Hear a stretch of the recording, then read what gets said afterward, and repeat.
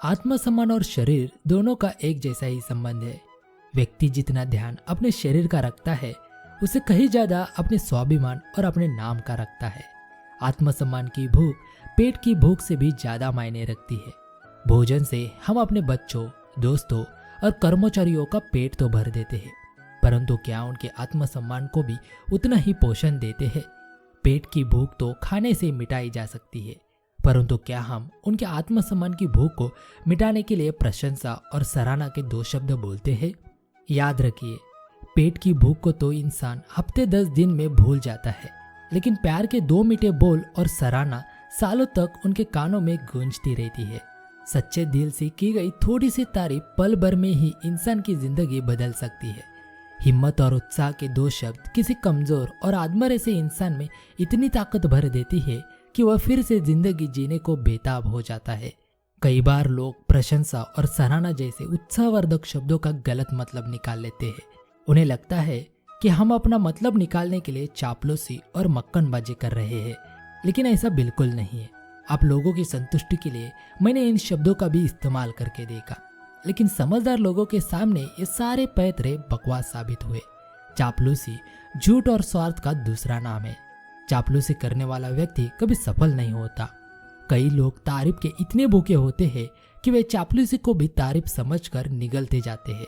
उनकी हालत भूख से तड़पते उस व्यक्ति की तरह जिसके पास खाने के नाम पर सिवाय घास और कीड़े मकोड़ों के कुछ नहीं होता। चापलूसी और प्रशंसा देखने में दोनों एक जैसे ही है, परंतु इनमें जमीन आसमान का अंतर होता है। एक सच्ची है तो दूसरी झूठी, एक दिल से निकलती है तो दूसरी दांतों से, एक निस्वार्थ है तो दूसरी स्वार्थ से भरपूर, एक ही हर जगह सराहना होती है तो दूसरी की निंदा। ज्यादातर माना जाता है कि लंबे समय तक किसी की चापलूसी करने से आपका फायदा कम और नुकसान ज्यादा होगा। चापलूसी करना एक खोटे सिक्के जैसा है। यदि आप इसे बाजार में असली सिक्के की तरह इस्तेमाल करने का प्रयास करेंगे तो यह आपको किसी भी बड़ी मुसीबत में डाल सकता है। सामने से हमला करने वाले दुश्मनों से कभी मत डरो। डरना है तो उन दोस्तों से डरो जो चापलूसी नामक शस्त्र से तुम्हें चोट पहुंचा रहे हैं। एक सर्वव्यापक सत्य है, यदि हमारे पास करने योग्य कोई काम न हो तो हमारा ज्यादातर समय खुद के बारे में सोचने में ही चला जाता है। ऐसा नहीं है कि हम अपने बारे में कुछ खास सोच रहे होते हैं, क्योंकि खाली दिमाग सिर्फ ख्याली पुलाव बनाना जानता है। लेकिन यदि हम खुद के बारे में सोचना थोड़ा कम कर दे और दूसरे लोगों की अच्छाइयों के बारे में सोचने लगे तो हमें चापलूसी करने की जरूरत कभी नहीं पड़ेगी। आज की मतलबी दुनिया में सच्ची तारीफ सुनना बहुत मुश्किल है। लोग अपना मतलब निकालने के लिए खुद को इतना नीचे गिरा लेते हैं कि उनका फिर से उठना मुश्किल हो जाता है। ऐसा क्यों होता है कि हम अपने बच्चों के अच्छे नंबर लाने पर अक्सर उनकी तारीफ करना भूल जाते हैं। हम कभी उन्हें सही ढंग से प्रोत्साहित नहीं करते। जब वे पहली बार अपने हाथों से चिड़ियों के लिए घोंसला बनाते हैं या फिर पहली बार उल्टी सीधी ड्राइंग करते हैं तो माता पिता का कर्तव्य बनता है कि वे अपने बच्चों की छोटी छोटी खुशियों में शामिल होकर उनका हौसला बढ़ाए, क्योंकि बच्चों को जितना आनंद अपने माता पिता के साथ देने से मिलता है उतना और किसी बात से नहीं मिलता। जब किसी क्लब या होटल में अच्छा खाना खाने का आनंद मिले तो आने से पहले रसोई तक यह संदेश जरूर भिजवा दे कि खाना बहुत अच्छा बना था। और यदि कोई थका हुआ सेल्समैन आपके प्रति बहुत अधिक शिष्टाचार दिखाए तो उसका धन्यवाद करना कभी मत भूले। यही छोटी छोटी बातें सामने वाले के उत्साह को बढ़ाने में लाभदायक सिद्ध होती है। एक नेता या वक्ता का सारा उत्साह उसके श्रोताओं पर निर्भर करता है। यदि भाषण के अंत में श्रोता ताली न बजाए या फिर तारीफ न करे तो उसका सारा उत्साह कमजोर पड़ जाता है। प्रशंसा और सराहना के यही नियम ऑफिस, दुकानों, कर्मचारियों और हमारे परिवार दोस्तों पर भी लागू होते हैं। हमें यह कभी नहीं भूलना चाहिए कि हमारे संगी साथी भी इंसान हैं और वे भी तारीफ के उतने ही भूखे हैं जितने कि हम। तारीफ वो सोने का सिक्का है जिसे पाना हर व्यक्ति की पहली और आखिरी ख्वाहिश है। एक बात हमेशा याद रखिए, यदि आप लोगों को चोट पहुंचाएंगे तो इसे कोई फायदा नहीं होगा। एक पुरानी कहावत है जिसे मैंने अपने कमरे में आईने पर चिपका रखा है और हर सुबह इसे पढ़ता हूँ। मैं इस राह पर सिर्फ एक बार ही चलूंगा।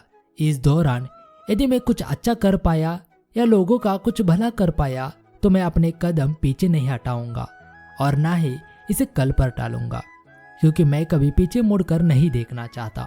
मैं जानता हूँ यदि एक बार मैंने इसे नजरअंदाज कर दिया तो फिर कभी इसे दोबारा नहीं कर पाऊंगा।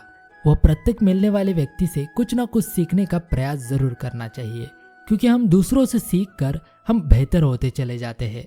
अतः बेहतर होगा कि हम श्री कृष्ण की शिक्षा को अपने वास्तविक जीवन में अपनाएं और अपनी उपलब्धियों और इच्छाओं के बारे में सोचना छोड़ दे।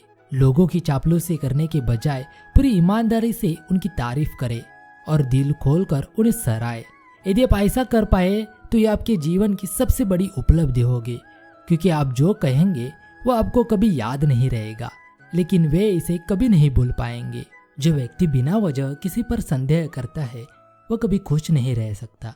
संदेह करने पर रिश्तों में कड़वाहट पैदा होती है। वासना, गुस्सा और लालच, ये तीनों चीजें नरक के द्वार है। यदि आपको सुखी रहना है तो आपको इन तीनों चीजों से दूर रहना चाहिए। जो व्यक्ति अपने कर्मफल के प्रति अनासक्त है और जो अपने कर्तव्य का पालन करता है वही असली सन्यासी और योगी है। मनुष्य अपने मन का इस्तेमाल अपने प्रगति में करना चाहिए, ना कि स्वयं को नीचे गिराने में, क्योंकि मन आपका मित्र भी बन सकता है और शत्रु भी। जिसने अपने मन को जीत लिया उसके लिए वो सर्वश्रेष्ठ मित्र बन जाएगा, लेकिन जो ऐसा नहीं कर पाया उसके लिए मन सबसे बड़ा शत्रु बन जाएगा। जीवन हमें हर दिन निर्णय लेने की चुनौतियां देता है। कुछ निर्णय छोटे होते हैं, जैसे क्या खाना है, और कुछ बड़े, जैसे करियर का चुनाव। लेकिन हर निर्णय हमारे भविष्य की नींव रखता है। जब हम काम टालते हैं तो दरअसल हम निर्णय लेने से भाग रहे होते हैं।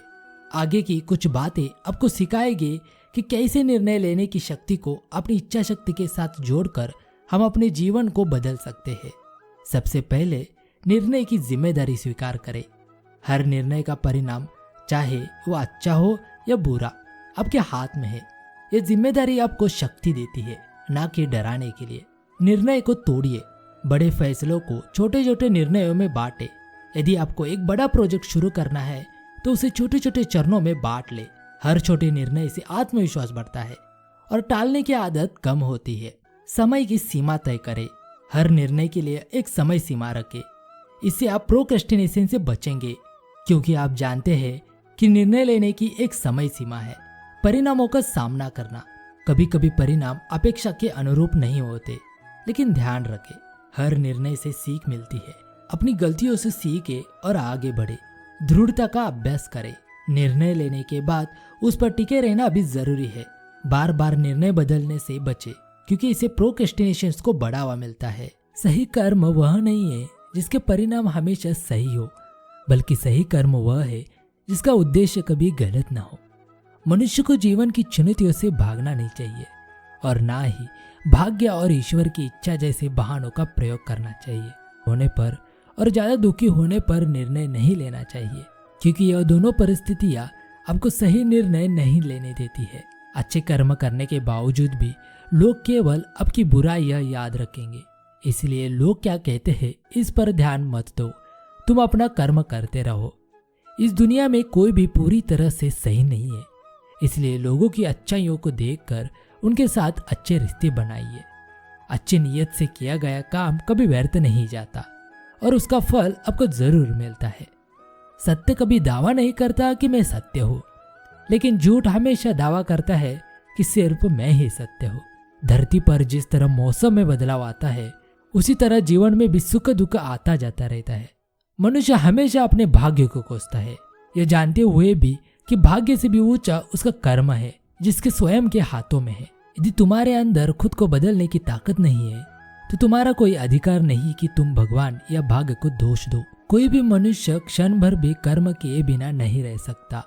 सभी प्राणी प्रकृति के अधीन है और प्रकृति अपने अनुसार हर प्राणी से कर्म करवाती है और उसके परिणाम भी देती है। अभिमान नहीं होना चाहिए कि मुझे किसी की जरूरत नहीं पड़ेगी, और यह वहम भी नहीं होना चाहिए कि सबको मेरी जरूरत पड़ेगी। जिस तरह आग सोने को परखती है, उसी तरह मुसीबत मनुष्य को परखती है। मदद सबकी करो, मगर आशा किसी से मत रखो, क्योंकि सेवा का सही मूल्य ईश्वर ही दे सकते हैं। समस्याएं हमारे जीवन में बेवजह नहीं आती। उनका आना एक इशारा है कि हमें अपने जीवन में कुछ बदलना है। लगातार कोशिश करने से अशांत मन को वश में किया जा सकता है। समय से पहले और भाग्य से अधिक किसी को कुछ भी नहीं मिलता। अपने आप को ईश्वर के प्रति समर्पित कर दो, यही सबसे बड़ा सहारा है। जो कोई भी इस सहारे को पहचान गया वह डर, चिंता और दुखों से मुक्त रहता है। दोस्तों, यदि ये वीडियो अच्छा लगे तो प्लीज मेरे चैनल को सब्सक्राइब करना, शेयर करना और लाइक करना। धन्यवाद।